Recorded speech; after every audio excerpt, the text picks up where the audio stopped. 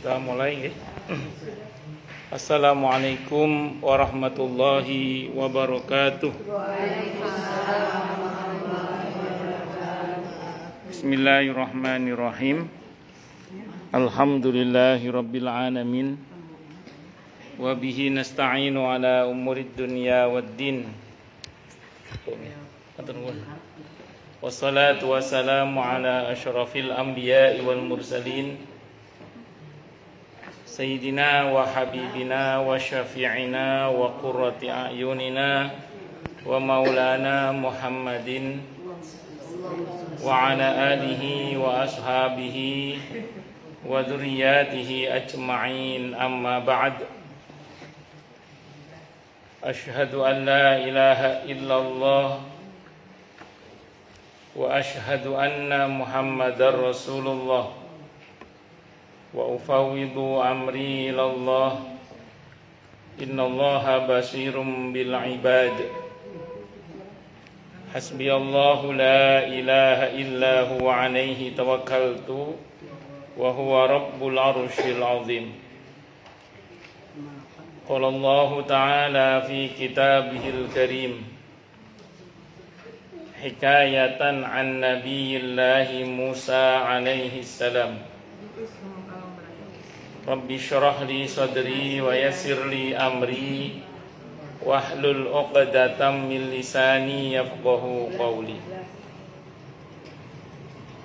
Para asatidzah, para ibu-ibu sekalian, hafizani wa hafizakunallah bil khusus, segenap pengurus Majelis Ta'lim Al-Mar'atus Sholihah, yang semoga pengurusnya dan jamaahnya selalu dalam naungan rahmat, barokah, perlindungan serta bimbingan Allah Subhanahu wa ta'ala. Amin, Allahumma amin, insyaallah. Dan wabil khusus Ustadzah Hawa dan para asatidzah yang lainnya, semoga Allah anugerahi beliau sehat walafiat selalu, panjang umur yang mubarakah, dan ilmunya terus bermanfaat bagi agama dan umat ini ila yaumil qiyamah. Amin, Allahumma amin, insyaallah. Dan tentu saya doakan semoga kemuliaan ibu-ibu sekalian selalu dijaga dan ditingkatkan terus oleh Allah Subhanahu wa ta'ala sebagai seorang muslimah, sebagai seorang istri, sebagai seorang ibu, dunia hingga syurga. Amin, Allahumma amin, insyaallah. Allahumma inna nas'aluka ilman nafi'a wa rizqan thayyiba wa amalan mutaqabbala wa fatahallahu lana futuhal arifin. Allahumma inna na'udzubika min ilmin la yanfa' wa amalin la yurfa' wa qalbin la yakhsha' wa du'a ila yusma. Allahumma ati anfusana taqwaha wa zakkiha anta khairu man zakkaha anta waliyuha wa maulaha. Amin, Allahumma amin, insyaallah. Sekarang hadis yang ke-17 nih. Halaman 59. Mang Bu Ana orang mana sih? Oh. Kan bisa cuma Oh. Biasanya mohon gitu ya kalau Sunda ya. Mohon. Leres. Enggak, leres. Dan kelihatan Pak, cantik-cantik Sunda. Telah meriwayatkan Imam Muslim, Abi Dawud dan At-Tirmidzi rahimahumullah dalam Asy-Syama'il. Asy-Syama'il itu kitab Syama'il Muhammadiyah ya, menceritakan tentang Asy-Syama'il Al-Muhammadiyah itu sallallahu alaihi wasallam. Syama'il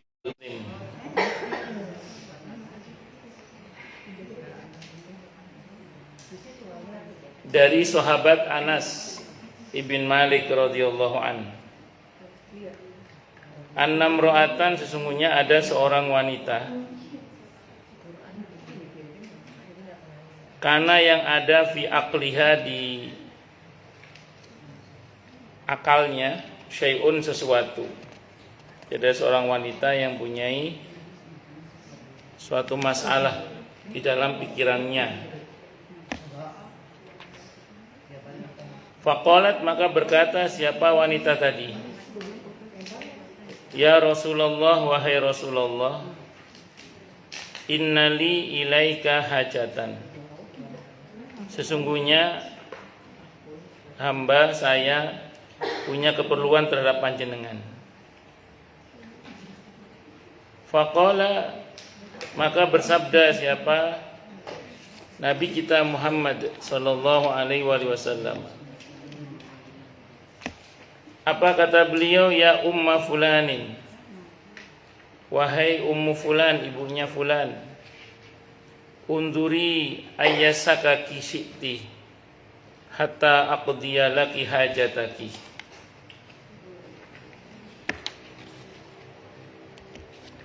Kata Nabi dalam riwayat ini, wahai ibu fulan, pilihlah jalan mana yang kamu inginkan agar kamu bisa menyampaikan keperluanmu. Jadi ya monggo, kalau mau konsultasi monggo, kira-kira gitulah. Fakhala ma'aha fi ba'di turuqi, maka Nabi pun menyepi atau menyendiri ma'aha bersama dengan wanita itu, karena rupanya masalahnya rahasia. Fi ba'di turuqi, di pada sebagian jalan, tapi tidak khalwat. Menyepi maksudnya berduaan dengan wanita itu tapi tidak khalwat ya. Dilihat banyak orang tetap, tapi menyendiri. Karena apa? Ini masalahnya rahasia.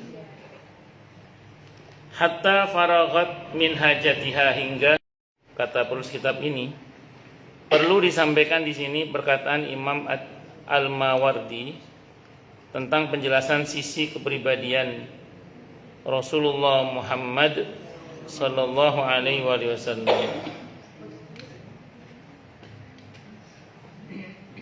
Sekaligus guru yang agung ini. Perkataan Imam Al-Mawardi rahimahullah semoga bisa melengkapi apa yang telah saya jabarkan di atas. Di sini di bawah itu ada catatan kaki.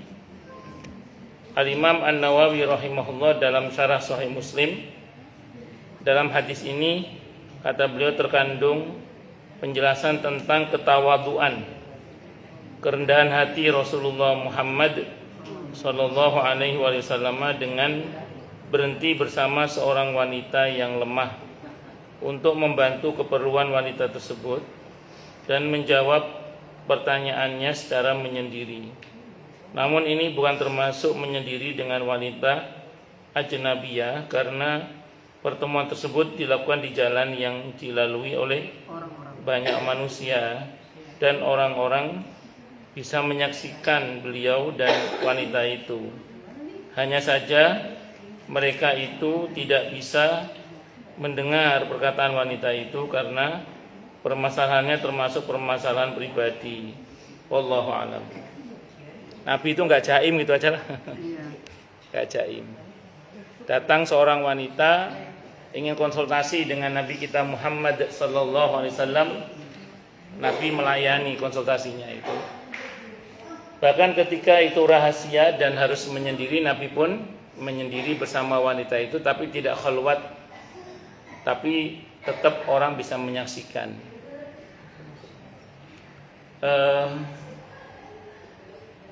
Jadi kalau begitu tidak apa-apa kalau begitu.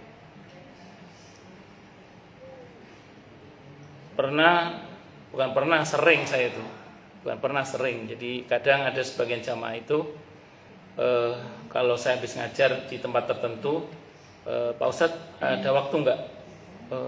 Ada apa Bu? Mau konsultasi sebentar, mojok di masjid. Tapi banyak ibu-ibu ngelihat mojok di masjid. Monggo ada apa-apa. Kalau memang saya ada waktu, saya layani, tidak ada masalah. Kadang ditraktir, monggo saya dengan senang hati ditraktir. Kalau traktir kan banyak orang ngelihat kan, tidak ada masalah, santai aja. Yang penting jangan khalwat. Jangan apa? Khalwat. Kalau khalwat takut terjadi, Bu Dokter, kalau khalwat takut terjadi hal-hal yang saya inginkan.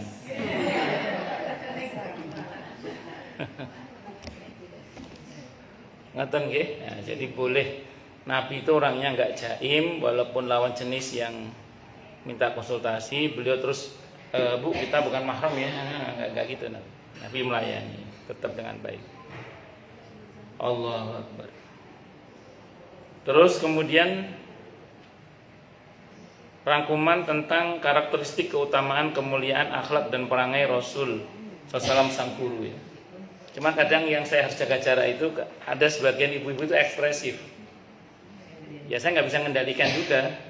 Jadi kalau pas saya nasihati, oh iya Pak Ustadz, aduh, yes. Orang lihat orang pada melototin semua, Pak Ustadz kok disentuh. Oh, saya kalau tanya orang ya, ini di luar kendali saya. Kalau dia nyentuh kan agak jauhan gitu. Ya Allah macam-macam. Al-Maratus enggak insyaallah. Sopan-sopan. Tapi enggak, maksud saya kan itu luar kendali saya kan. Itu terserah dia lah. Itu urusan dia dengan Allah. Kan yang penting bukan saya yang begini. Kalau dia begitu kan ekspresif kadang itu. Itu seperti itu. Itu bahaya. Kenapa? Kalau Ustaz yang begitu dia bahaya. Oh, macam-macam guys, macam-macam ceritanya macam-macam. Tapi kesimpulannya Nabi itu apa tadi, rendah hati, tidak apa tadi Bu, jaim, enggak jaim. Tapi jangan terus buruk sangka juga dengan sebagian ustadz yang mungkin agak lebih berhati-hati terhadap lawan jenis. Itu ya jangan suudzon gitu, jangan buruk sangka. Wah, ustadz itu sombong, enggak. Mungkin beliau lebih menjaga diri aja. Kan masing-masing orang daya ketahanannya beda-beda. Jadi mungkin ada yang termasuk yang ya itu tadi tidak mau, bukan karena tidak mau tapi karena takut atau apa. Ya, dan seterusnya. Terus kemudian rangkuman tentang karakteristik keutamaan. Yang batuk siapa? Oh, Burita sih kenapa? Habis keselak? Enggak, mau batuk lagi. Oh ya Allah, saya pikir keselak. Rangkuman tentang karakteristik keutamaan, kemuliaan, akhlak dan perangai Rasul Muhammad SAW sebagai sang guru ya. Dari penjelasan tentang karakteristik keutamaan, kemuliaan, akhlak dan perangai dari Rasulullah Muhammad SAW akan terlihat jelas berbagai sisi kepribadian beliau secara umum. Mengetahui tentangnya akan melengkapi pengenalan akan kepribadian beliau dalam aspek pengajaran. Karena hal ini merupakan salah satu bagian darinya dan tidak bisa dipisahkan darinya. Dari tulisan ini juga akan tampak jelas faktor pendorong diterimanya berbagai perkataan dan ketetapan yang berasal dari beliau, diikutinya perbuatan beliau serta pengaruhnya yang kuat di dalam jiwa pengikutnya, dan hal ini mencakup seluruh aspek kehidupan maupun agama. Nabi itu omong saomong itu patut untuk diikuti. Kenapa? Karena Nabi sebelum menyampaikan, Nabi sudah mencontohkan. Itu Nabi kita Muhammad sallallahu alaihi wasallam.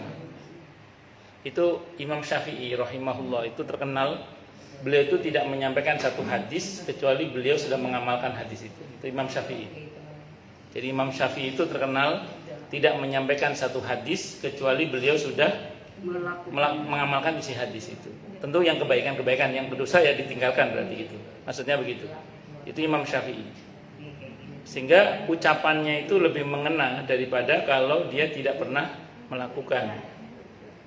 Ya, tidak usah jauh-jauh lah, kita ke anak kita aja. Kita nyuruh anak kita ngaji, tapi kita nggak ngaji, nggak ngefek. Tapi kalau kita nyuruh ayo ngaji sambil kita pegang Quran walaupun pura-pura misalnya gitu, itu lebih mengena daripada kalau kita tidak sambil pegang Quran misalnya gitu. Ya tentu harus jangan pura-pura yang ngaji beneran gitu, tapi maksudnya itu keteladanan itu perlu. Bahkan di dalam istilah para ulama itu lisanul hal afsahu min lisanil maqal. Bahasa tindakan itu lebih mengena daripada bahasa lisan gitu.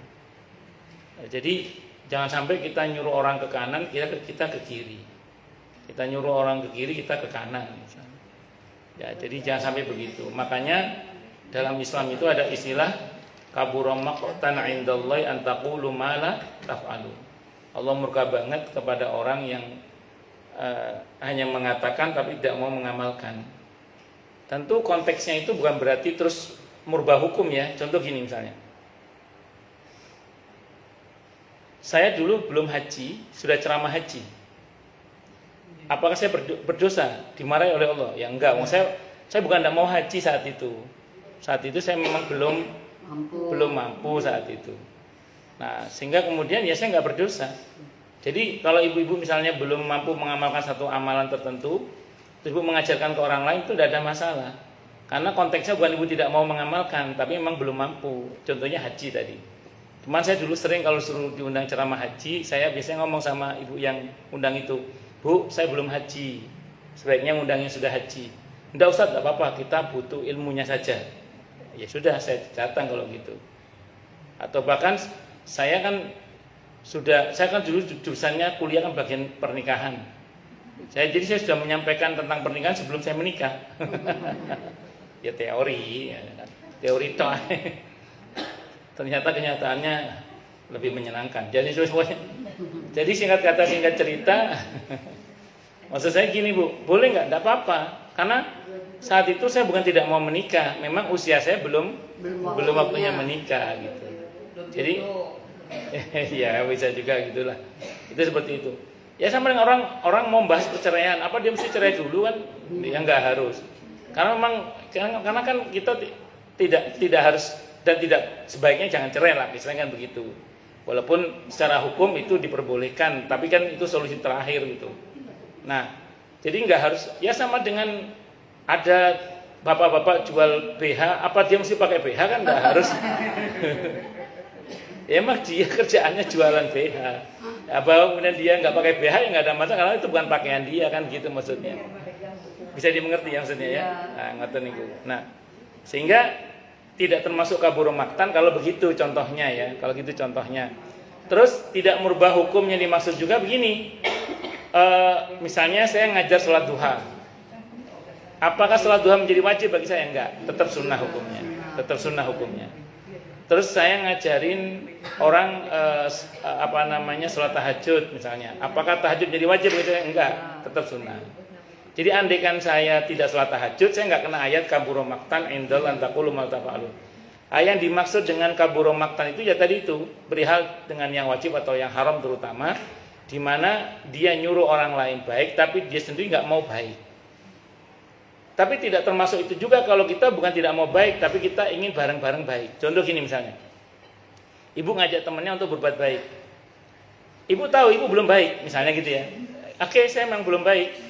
Tapi saya ngajak orang lain untuk berbuat baik supaya kita bareng-bareng baik. Boleh nggak begitu? Boleh. Boleh. Kenapa Bu? Pakai Oh boleh. Mengganggu soalnya berisik aku jadinya. Enggak ganggu. Enggak ganggu ya. Enggak ganggu, enggak apa-apa. Enggak ganggu, udah duduk aja. Enggak. Saya pikir sakit. Enggak. Udah, insya Allah udah enggak lagi. Kalaupun dia enggak apa-apa, bantu aja. Semoga saya terlahir panjang umur berkami. Pun bisa dimengerti ya? Nah, itu pokoknya kata kuncinya begitu tadi itu.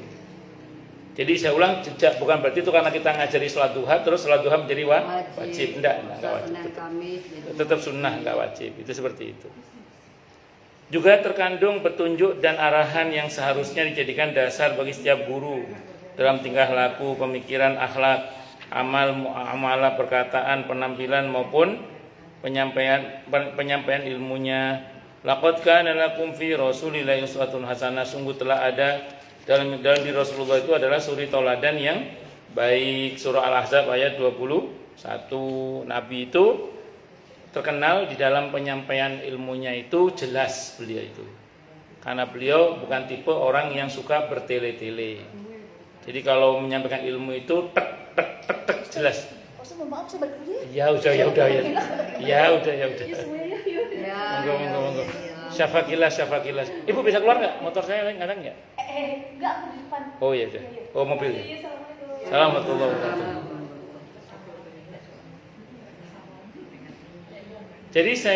Jadi saya ulang, Nabi itu di dalam karakteristik pengajarannya itu jelas tidak bertele-tele. Terus beliau itu pribadinya santun, dan kalaupun kemudian dalam mengajar beliau seringnya komunikatif. Jadi beliau kalau ngajar orangnya komunikatif. Jadi membuka ruang tanya jawab itu beliau membuka ruang tanya jawab. Itu seperti itu. Dan seringkali jawaban Nabi itu tidak sebagaimana teks pertanyaan orang itu, tapi dilebarkan sesuai dengan kebutuhan pertanyaan itu. Contoh gini, ini contoh.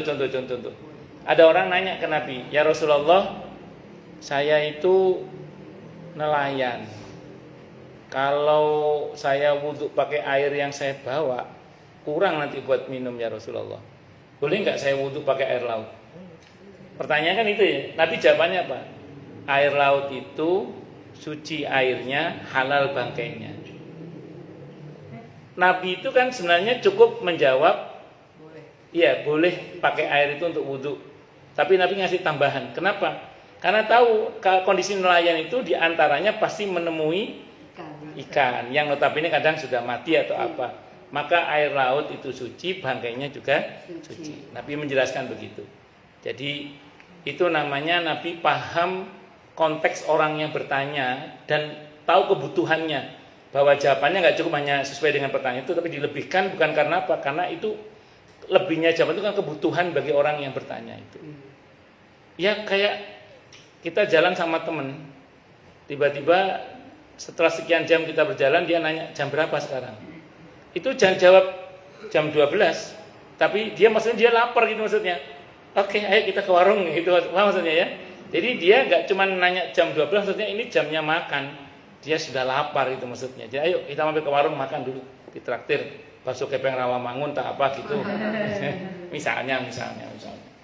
Jadi itu yang dimaksud bahwa Nabi itu seringkali kalau menjawab itu bahkan dilebihkan, tapi kelebihnya bukan karena boros nasihat, tapi karena sesuai dengan kebutuhan orang yang bertanya itu. Jadi dikomprehensifkan sekalian ya, gitu seperti itu. Nah, kadang juga beliau kalau ditanya itu balik bertanya supaya orang itu berpikir. Jadi misalnya dalam hadis Sahih Muslim, kapan kiamat ya Rasulullah, itu Nabi balik bertanya sama dia. Apa yang kamu persiapkan kok kamu nanya kiamat tidak? Biar dia fokus pada yang seharusnya. Kenapa? Karena Nabi itu tidak diberitahu oleh Allah kapan kiamat itu. Berarti kapan kiamat itu nggak penting. Persiapannya itu. Makanya iya betul. Mada adatalah, apa yang kamu persiapkan kok kamu nanya kiamat itu? Itu contoh saja. Bahkan ada beberapa pertanyaan yang Nabi mendiamkan, tanda bahwa Nabi setuju. Namanya sunnah takririyah itu. Jadi kalau Nabi mendiamkan, tidak menjawab, itu berarti Nabi setuju. Itu seperti itu. Jadi ada masa di mana Nabi itu mendiamkan sebagai tanda setuju. Kalau itu perbuatan sahabat ya. Kalau perbuatan orang munafik ya itu bukan akan setuju karena enak itu.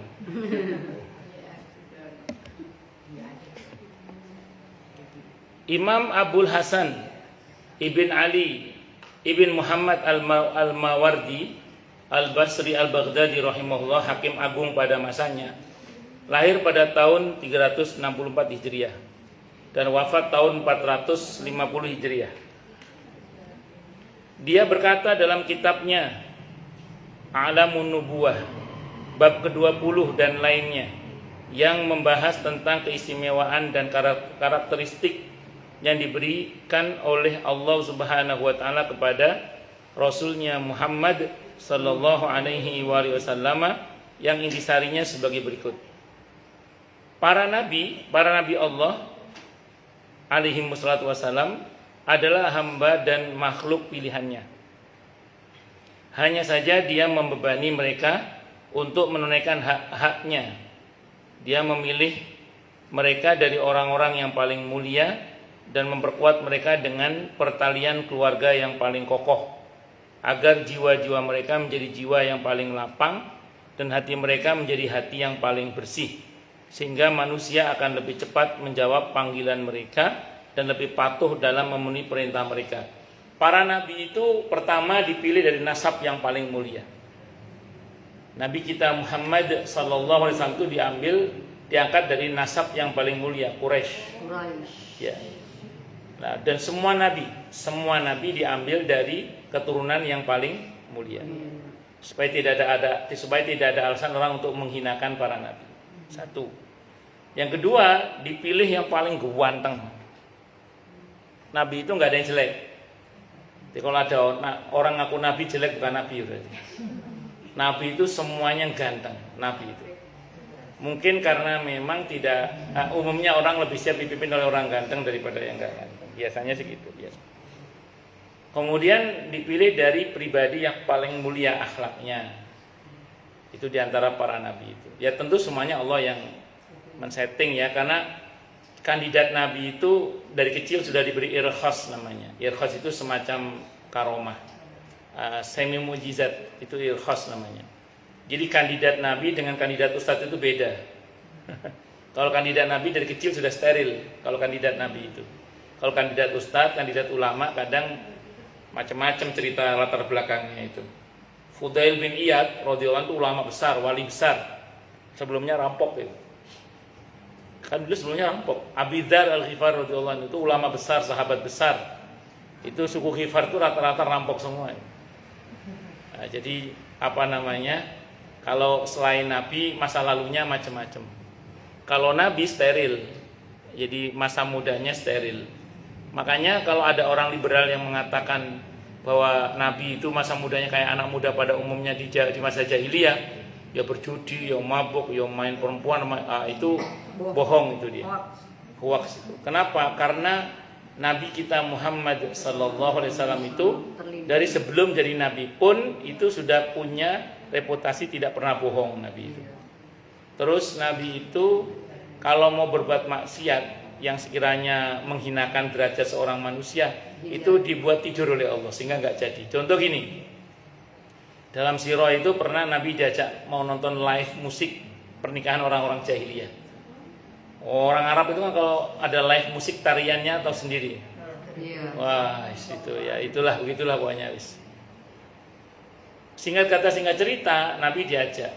Nabi masih muda, belum jadi nabi. Mat, ayo nanti kita nonton Kita nonton apa? Ya itulah live musik itu. Nabi sebagai anak muda ya mau saat itu. Oh iya gitu. Dan pada waktu di mana janji itu dibuat, Nabi dibuat tidur oleh Allah. Besoknya gitu lagi, dibuat tidur lagi. Pokoknya dilindungi oleh Allah sehingga Nabi itu tidak sampai berbuat sesuatu yang merusak mentalitasnya. Jadi memang para nabi dan seluruh nabi dan rasul itu steril memang. Dijaga oleh Allah. Jadi nggak benar itu tuduhan sebagian orang yang mengatakan dengan salah tentang masa mudanya Nabi Muhammad sallallahu alaihi wasallam.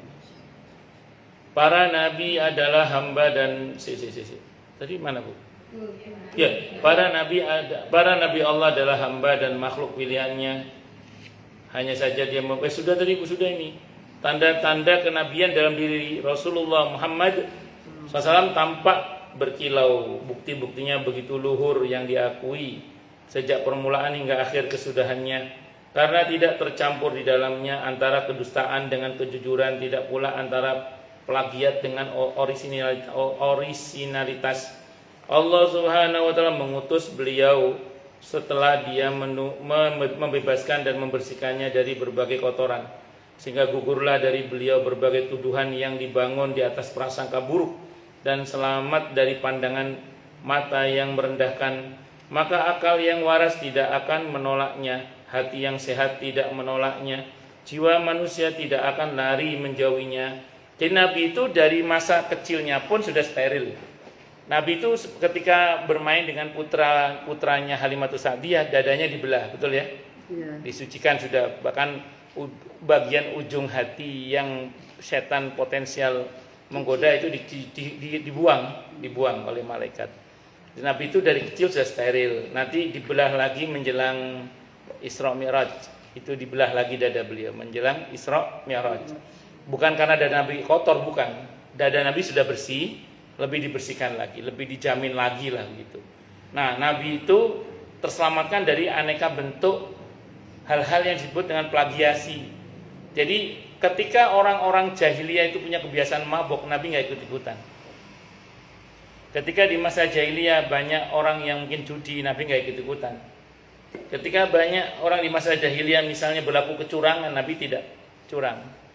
Nabi steril orangnya, orisinil, manusia otentik Nabi itu. Dengan izin Allah. Dengan izin Allah. Dan itu berlaku untuk seluruh Nabi. Seluruh Nabi itu sebelum jadi Nabi pun sudah steril. Bisa dimengerti ya? Nah, itulah bedanya Nabi dengan bukan Nabi. Kalau bukan Nabi, nggak ada jaminan. Tapi kalau Nabi, jaminan. Nah, apa Bu nanti fungsinya kalau berkaitan dengan dakwah itu? Begini. Ini kan berkaitan dengan trust, kepercayaannya. Nabi diangkat jadi Nabi dan Rasul di usia berapa? 40. Berarti selama 40 tahun itu Nabi membangun trust itu. Dengan tidak pernah bohong, menepati janji, santun, amanah dan seterusnya. Nabi itu.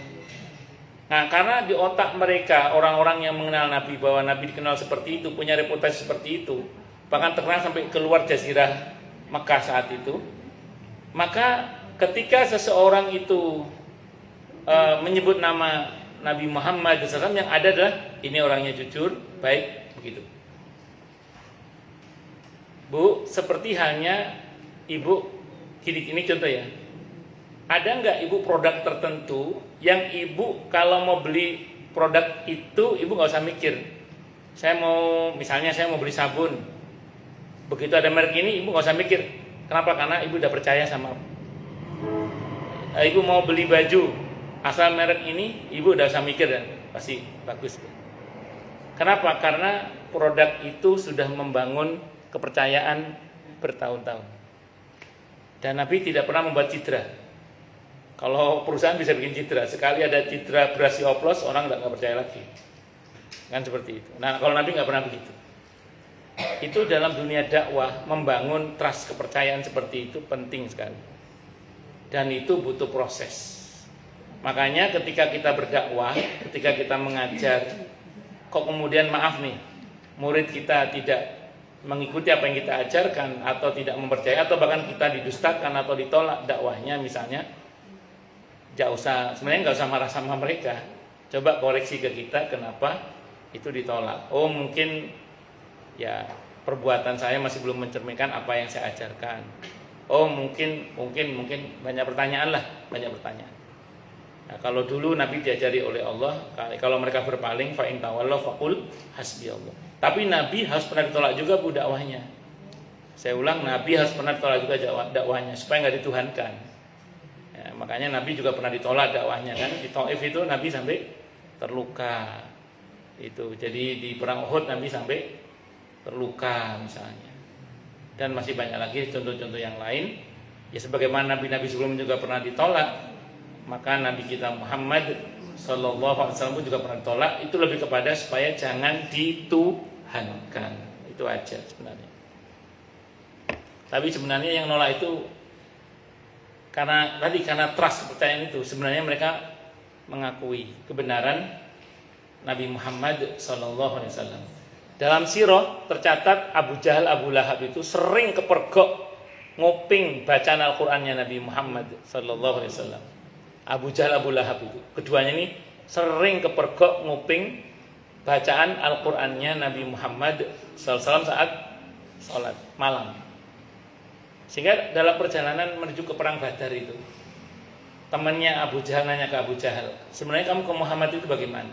Saya percaya sama dia sebenarnya.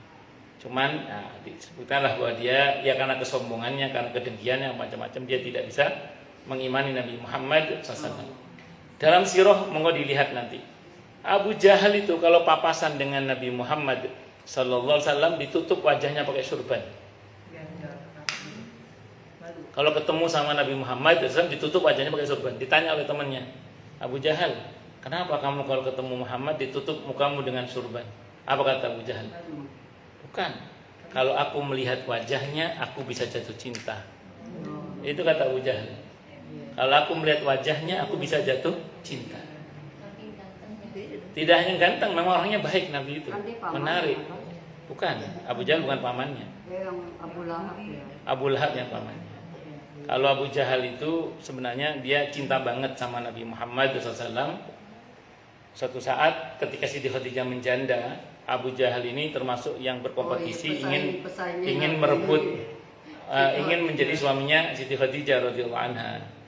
Di luar dugaan Siti Khadijah milih laki-laki yang tidak ikut kompetisi, yaitu Nabi Muhammad SAW. Sejak itu Abu Jahal patah hati.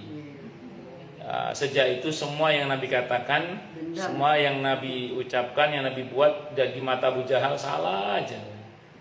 Jadi dia menolak kebenaran karena patah hati, gara-gara cinta. Abu Jahal ini. Macam-macam.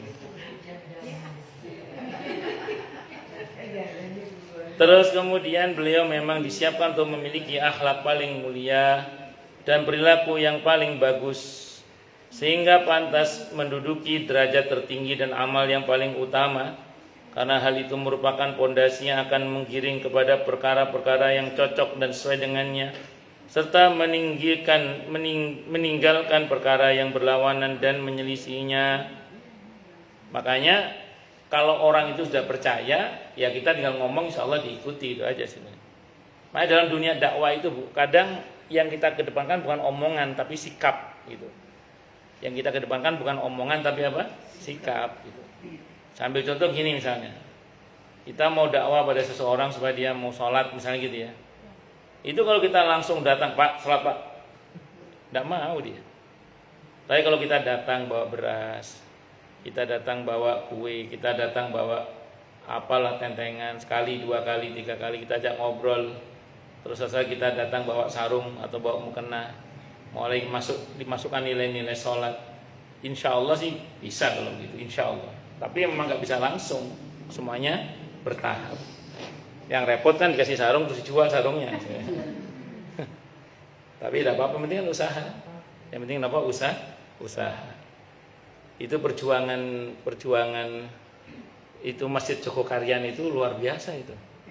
Itu ya sampai banyak orang sekitar masjid yang akhirnya mau sholat di masjid.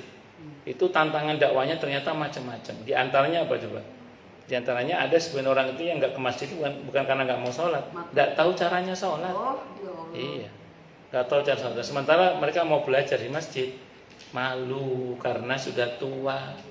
Akhirnya dibuat tim ustadz privat itu, dikirim untuk ngajari di rumah-rumah masing-masing supaya nggak malu gitu, supaya nggak malu. Pak Ustadz, saya mau tanya, ada teman Yeah. saya, dia menikah dengan orang Chinese tapi masih Islam.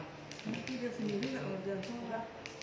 Akhirnya dia itu provok Pak di ceramah di jaya temannya sholat segala macam, sholat agama. Akhirnya dia stres.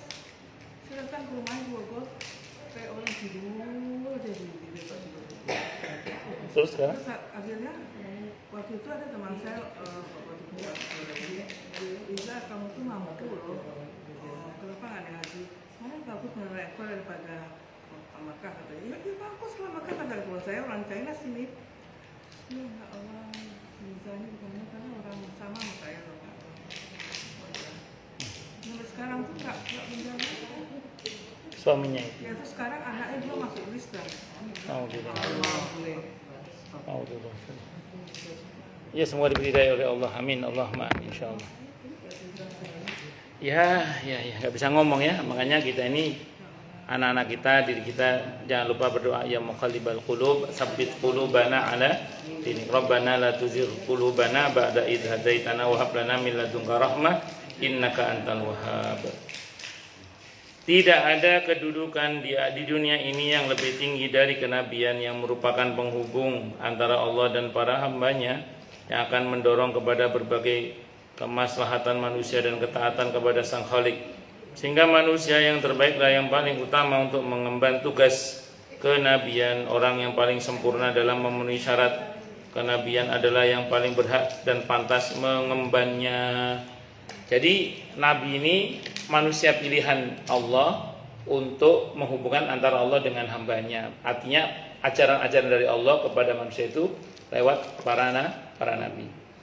Seandainya ini kata para ulama ya, belajar agama itu cukup dengan membaca, maka Allah tidak akan mengutus para nabi. Cukup dengan kitab suci saja. Tapi rupanya Allah tidak mencukupkan dengan kitab suci, tapi dengan diutusnya para nabi. Kata para ulama itu pertanda bahwa belajar agama itu butuh guru. Butuh guru. Nah, karena yang membimbing langsung manusia itu adalah para nabi. Dan dia harus dari para nabi yang notabene pilihan Allah. Kenapa begitu? Rumusnya gini, Bu. Kambing tidak bisa mimpin kambing, Bu. Tidak bisa. Binatang nggak bisa mimpin binatang. Yang bisa mimpin kambing binatang itu adalah manusia. Manusia biasa tidak bisa memimpin manusia yang lainnya. Yang bisa memimpin adalah manusia yang lebih, yaitu para nabi dan rasul. Makanya para nabi dan rasul itu walaupun beliau manusia sebagaimana kita manusia, tetap diberi kelebihan oleh Allah terkait dengan tadi yang memang itu khusus untuk para nabi saja. Ya, mulai jaminan akhlak, kejujuran, amanah macam-macam itu semua steril. Itu dari Allah Subhanahu wa taala sebagai anugerah. Tapi jangan dikira terus dari nabi itu bebannya ringan. Jadi nabi itu bebannya berat. Jenengan kalau baca ujian untuk nabi itu enggak sanggup kita itu. Berat ujian nabi itu, enggak sanggup itu.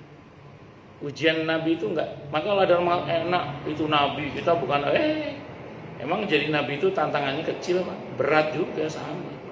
Bahkan sangat berat. Kita nggak akan sanggup menanggung penderitaan yang diujikan kepada para nabi dan rasul itu. Itu seperti itu. Dan dalam menerima wahyu saja kadang nabi sampai pingsan, saking beratnya wahyu itu. Wahyu itu berat. Wahyu itu berat. Saking beratnya sampai kadang nabi itu pingsan. Ada seorang sahabat itu ketika saat itu bertemu paha dengan Nabi saat duduk. Rupanya saat Nabi duduk itu wahyu turun. Itu tiba-tiba paha Nabi jadi berat sekali sampai sahabat itu merasa seperti ditindih oleh apa gitu, saking beratnya. Jadi dalam surah Al-Muzammil wahyu itu qaulan tsaqila, ucapan yang berat, itu secara fisik betul-betul berat. Nabi itu sering kalau wahyu turun sampai keluar keringat Nabi itu. Saking beratnya wahyu itu. Saking beratnya wahyu itu. Itu seperti itu. Makanya saya ulang sekali lagi, bersyukurlah pada Allah utus untuk kita Nabi Muhammad SAW, yang dengan beliau kita mengenal Tuhan kita Allah Subhanahu wa taala, yang dengannya kita bisa sampai kepada Allah Subhanahu wa taala. Catatan pentingnya adalah sehebat apapun spiritual kita tidak akan pernah sampai kepada Allah kalau tidak melalui pintu Nabi Muhammad sallallahu alaihi wasallam. Saya ulang ya, sehebat apapun spiritual kita tidak akan pernah sampai kepada Allah Subhanahu wa taala kalau tidak membawa kalau tidak membawa Nabi Muhammad sallallahu alaihi wasallam, kalau tidak melalui jalannya Nabi Muhammad sallallahu alaihi wasallam, kalau tidak tidak masuk melalui pintunya Nabi Muhammad sallallahu alaihi wasallam. Karena tidak ada jalan lain menuju kepada Allah kecuali melalui jalan yang ditunjukkan oleh Nabi Muhammad sallallahu alaihi wasallam. Pada zaman sebelum Rasul sallallahu alaihi wasallam maupun sesudahnya tidak ada seorang pun yang mendekati beliau dalam keutamaannya, tidak ada. Apalagi menyamai, tidak ada. Mendekati aja nggak ada. Tidak pula dalam kesempurnaan karakter maupun budi pekerti. Ya, tidak akan pernah ada yang menyamai Nabi kecuali Nabi itu sendiri dengan izin Allah. Perkataan maupun perbuatan dengan kelebihan inilah Allah Ta'ala mensifati beliau dalam kitabnya, wa innaka la'ala khuluqin 'adzim. Sungguhnya kau wahai Nabi pastilah di atas budi pekerti yang agung. Untuk Nabi Muhammad itu saja nggak ada samanya. Untuk Nabi Muhammad itu saja nggak ada samanya. Kalau yang lain mungkin ada yang menyamai, kayak misalnya dulu ada Nabi yang sepantaran ya, kayak Nabi Isa dengan Nabi Yahya. Terus kayak Nabi Lut dan Nabi Ibrahim alaihissalam itu kan sepantaran gitu. Sepantaran. Nabi Musa dan Nabi Harun itu kan sepantaran. Nah, tapi untuk yang menyamai Nabi Muhammad SAW itu nggak ada. Kenapa? Karena kemudian Nabi akhir zaman dan setelahnya tidak ada Nabi lagi. Dan beliau adalah Sayyidul Anbiya wal Mursalin. Tentu tidak ada samanya. Meskipun keutamaan ini, dan kalau kita baca di surah Al-Baqarah ayat 253, memang Allah melebihkan satu nabi dari nabi yang lain itu berbeda-beda. Al-Baqarah ayat 253 itu. Tilka rusulu faddalna ba'dahum ala ba'din, dan seterusnya itu. Meskipun keutamaan ini bukan termasuk mukjizat kenabian, karena mungkin saja ada orang yang memiliki keutamaan yang sama, namun merupakan salah satu tanda kenabian. Keutamaan yang lengkap jarang terjadi, sehingga menjadi semacam keajaiban sempurnanya keutamaan akan mendorong untuk berlaku jujur. Kejujuran akan mendorong kepada diterimanya perkataan. Oleh karena itu keutamaan itu bisa termasuk bukti-bukti para rasul.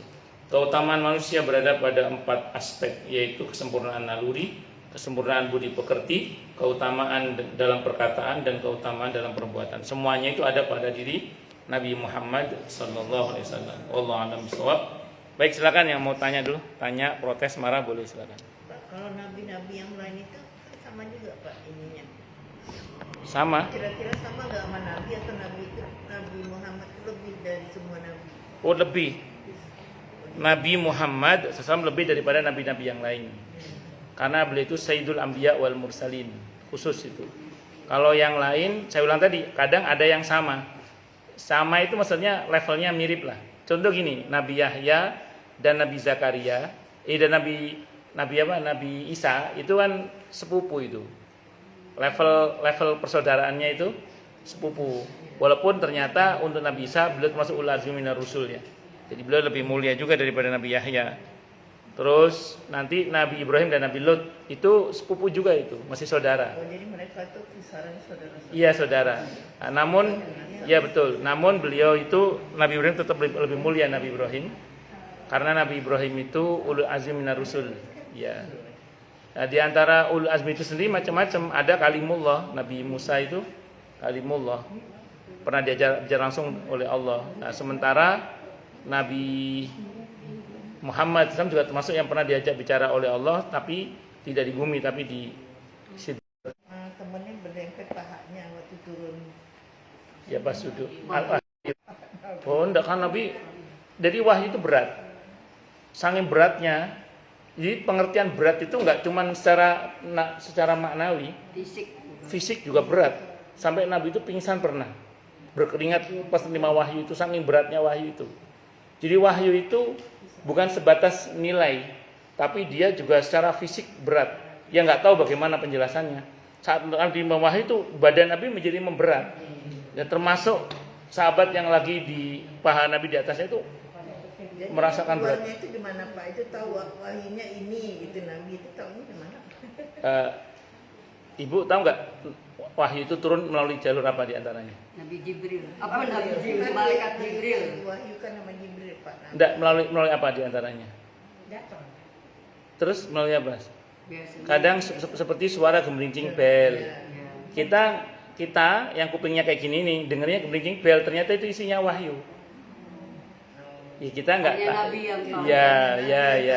Ya, betul. Jadi ketika Nabi berkeringat, itu yang dengar wahyu turun ya hanya Nabi. Terus Nabi sampaikan, "Bersan turun kepadaku surah ini, bunyinya gini."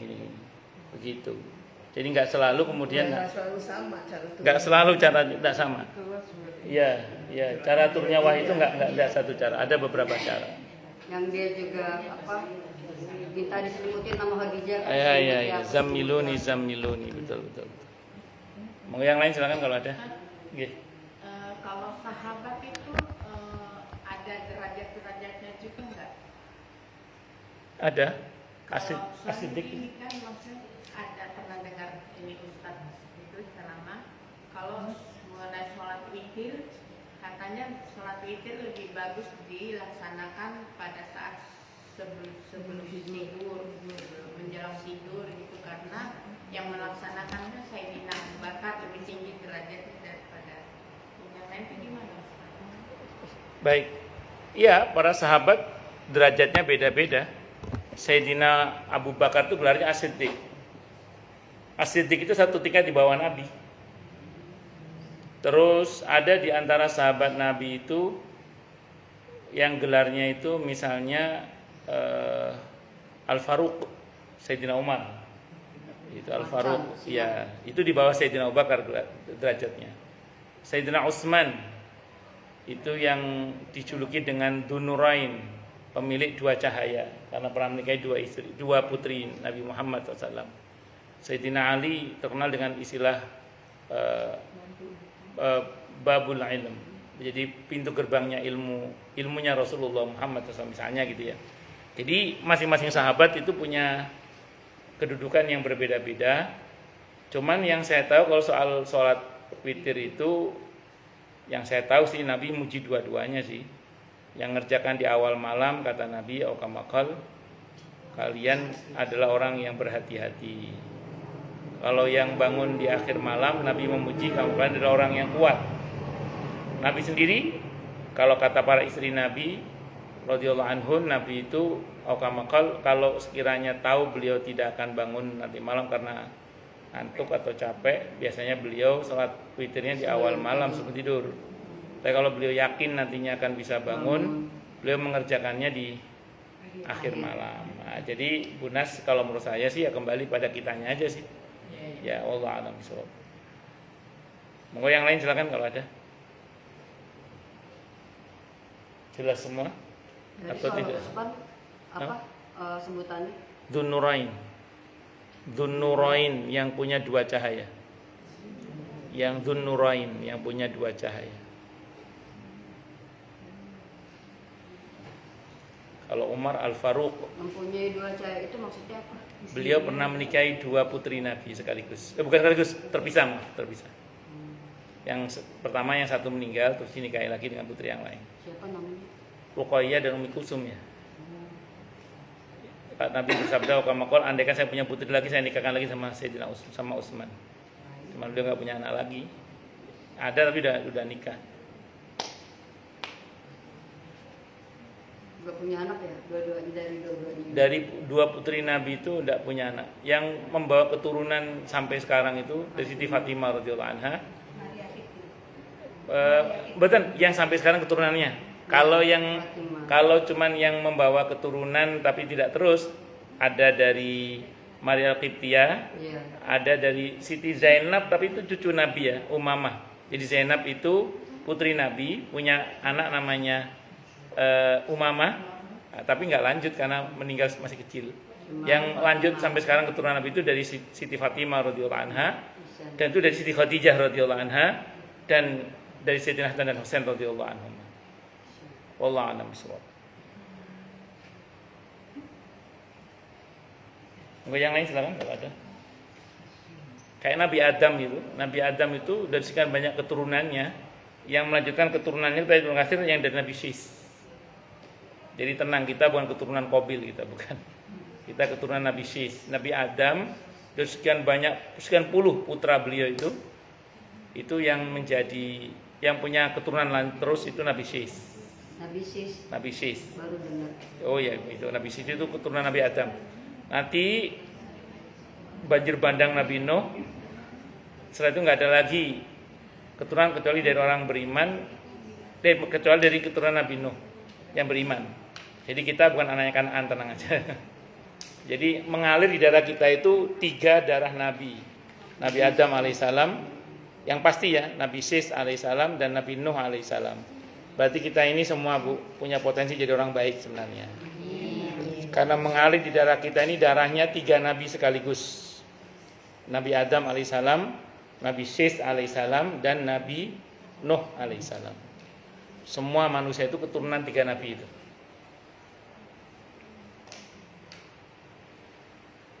Kalau yang lain silakan kalau ada.